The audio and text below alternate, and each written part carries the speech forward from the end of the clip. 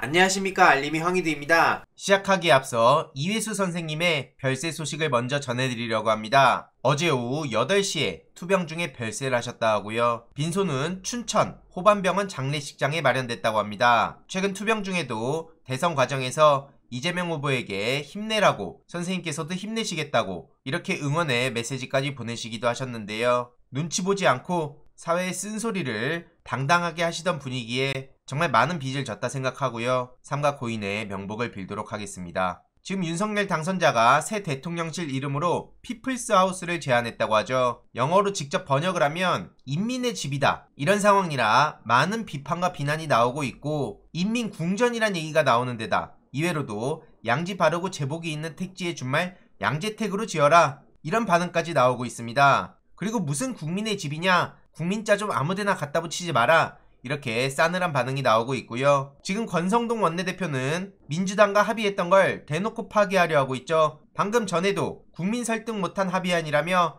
정당성을 못 얻었다, 이런 식으로 뻔뻔한 태도를 보이고 있습니다. 애초에 시간 저렇게 질질 끄는 게 누가 봐도 속셈이 뻔한데 민주당은 흔들림 없이 추진하면 된다고 생각합니다. 많은 시민들은 원안대로 통과시키길 바라고 있는 상황이고요. 중요한 건 검찰 정상화를 빨리 완료하고 이젠 청문회 국면으로 돌아와야 됩니다. 한덕수 청문회는 시작도 못하고 파행된 상황이죠. 민주당과 정의당은 오늘 이틀 차에도 불참을 예고한 상황입니다. 애초에 자료도 똑바로 내놓지 않고 어영부영 청문회 통과시키려는 거 누가 모릅니까? 부총리 겸 교육부 장관 후보자인 김인철 씨도 아주 가관이죠. 딸에 이어서 부인까지 논란에 휩싸였습니다. 그 논란의 중심에 있는 풀브라이트 장학금을 수령했다는 건데요. 민주당 강민정 의원이 집중해서 이걸 분석하고 있는 상황입니다. 이렇게 자료까지 대놓고 공개가 된 상황이고, 아들은 확인이 안 된다고 했었는데 추가적으로 아들까지 장학금을 받은 게 드러나서 온 가족이 풀브라이트 장학금 수혜를 받았다는 소식까지 확인됐습니다. 이렇게 아들까지 추가 확인된 건데요.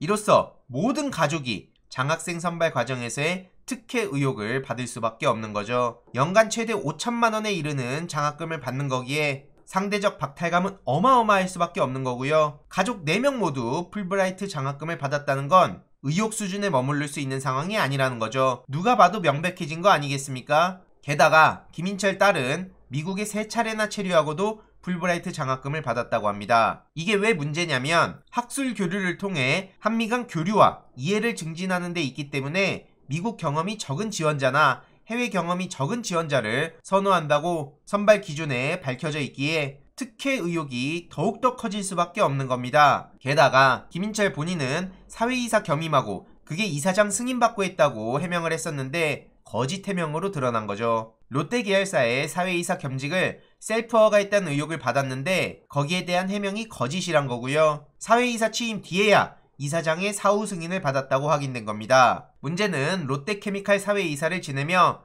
1억이 넘는 보수를 받은 것으로 드러났고요. 이렇게 공문 내용까지 공개가 됐는데 문제는 이 공문이 공개되며 김인철 본인도 사후 승인에 문제가 있다는 걸 알고 있었다는 지적까지 나오고 있죠. 쉽게 말해 김인철 후보가 사회이사 취임한 일은 2018년 3월 22일인데 이사회에 요청한 시점은 하루 뒤인 3월 23일이고 이사회 승인을 받은 날짜는 그로부터 3일 뒤인 3월 26일입니다. 스스로 개인정보와 무관한 공문 시행일을 모자이크 처리한 건 문제가 있다는 걸 알았기 때문이라고 밖에 볼 수 없습니다. 이런 와중에 해명한답시고 그 기업이 소수 외국어를 사용하는 국가에서 해외 법인을 운영해서 학생들을 위한 거였다 라고 해명을 했지만 이 역시도 근거가 부족하다는 지적이 나오고 있고요. 외대 졸업생 중 롯데케미칼 취업자는 3명뿐이고 전공 역시 소수 외국어가 아니고 경영, 경제, 화학으로 파악된 겁니다. 하는 말마다 거짓말이에요. 지금 청문회에서 성실히 답하겠다고 답을 피하는데 청문회가 무슨 장난입니까?